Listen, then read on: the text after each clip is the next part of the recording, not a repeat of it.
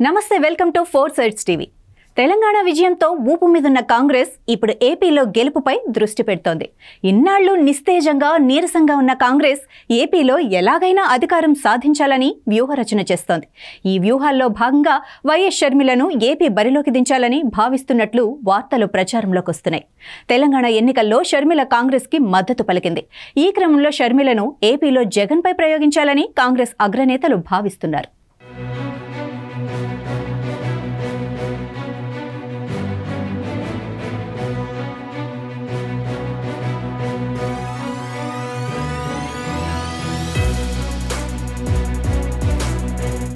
రెండు 2014లో ఉమ్మడి రాష్ట్ర విభజనకు కాంగ్రెస్ పార్టీయే కారణమని ఆగ్రహించిన ఓటర్లు నాటి ఎన్నికల్లో ఆ పార్టీని చిత్తుచిత్తుగా ఓడించారు.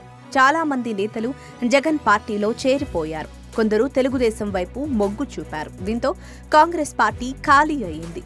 ఏ పార్టీలోకి వెళ్లలేని నేతలు సైలెంట్ గా ఉండిపోయారు. కొందరైతే రాజకీయాలకు దూరమైపోయారు. అలాంటి వారందరిలో కదలిక తెచ్చి మళ్లీ పార్టీకి పునర్వైభవం తేవాలని కాంగ్రెస్ నేతలు యోచిస్తున్నారు. ఇందుకోసం భారీ కసరత్తు చేస్తున్నారు. అయితే పార్టీని ముందుండి నడిపించే నేత, ఒక ఇమేజ్ ఉండే నాయకుడు లేకపోవడంతో షర్మిల సరైన వ్యక్తి అని కాంగ్రెస్ అధిష్టానం భావిస్తోంది. వైఎస్ వారసురాలే మళ్లీ కాంగ్రెస్ పార్టీకి నాయకత్వం వహించడానికి వస్తే కాంగ్రెస్ క్యాడర్ వెనక్కి వచ్చే అవకాశం ఉంది. ఈ విషయాలపై స్పష్టమైన అవగాహనతో ఉన్న హైకమాండ్ షర్మిలతో ఇప్పటికే చర్చించిందని అంటున్నారు. షర్మిలను ఏపీ పీసీసీ చీఫ్ ను చేసి ప్రత్యేక హోదా నినాదంతో ప్రచారం చేద్దామని, అప్పుడు కాంగ్రెస్ వర్గాలన్నీ వెనక్కి వస్తాయని రూట్ మ్యాప్ రెడీ చేసుకుంటున్నారంటున్నారు. షర్మిలకు రాజకీయంగా బలం అందించడానికి కర్ణాటక నుంచి రాజ్యసభ పంపుతామని కూడా హామీ ఇచ్చారని చెబుతున్నారు. తెలంగాణ సీఎం రేవంత్ రెడ్డి ఈ విషయంలో తాను షర్మిలకు పూర్తి మద్దతు ఇస్తానని హామీ ఇచ్చినట్లుగా ప్రచారం జరుగుతోంది. షర్మిల ఏపీ పీసీసీ చీఫ్ అయితే ఇప్పటికిప్పుడు అద్భుతాలే జరుగుతాయని కాంగ్రెస్ పార్టీ నేతలకు నమ్మకం లేదు. కానీ కాంగ్రెస్ బలపడుతుంది. అధికారంలోకి రాకపోవచ్చు, కానీ పూర్వ వైభవం దిశగా మొదటి అడుగు పడుతుంది. అది జగన్మోహన్ రెడ్డికి ఇబ్బందిగా మారే అవకాశమూ లేకపోలేదు. ఈసారి ఎన్నికల్లో భారీగా మార్పులు చేర్పులతో కాంగ్రెస్ నేతలు ప్రయోగాలు చేస్తున్నారు. వైసీపీలో ఆదరణ దక్కని నేతలంతా కాంగ్రెస్లో చేరే అవకాశాలున్నాయని భావిస్తున్నారు.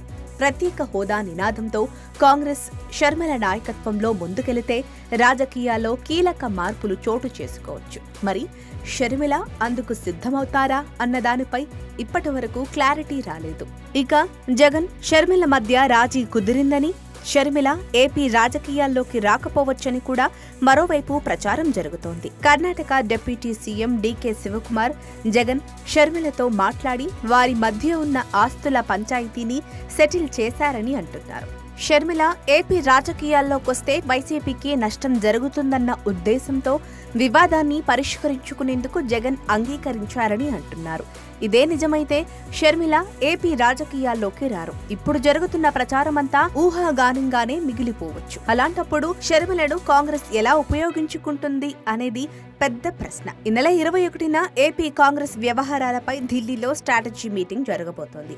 మల్లికార్జున ఖర్గే, రాహుల్ గాంధీ, కేసీ వేణుగోపాల్ ఆధ్వర్యంలో జరిగే ఈ సమావేశంలో ఏపీలో ఎలా ముందుకు వెళ్లాలనే దానిపై యాక్షన్ ప్లాన్ రెడీ కావచ్చంటున్నారు.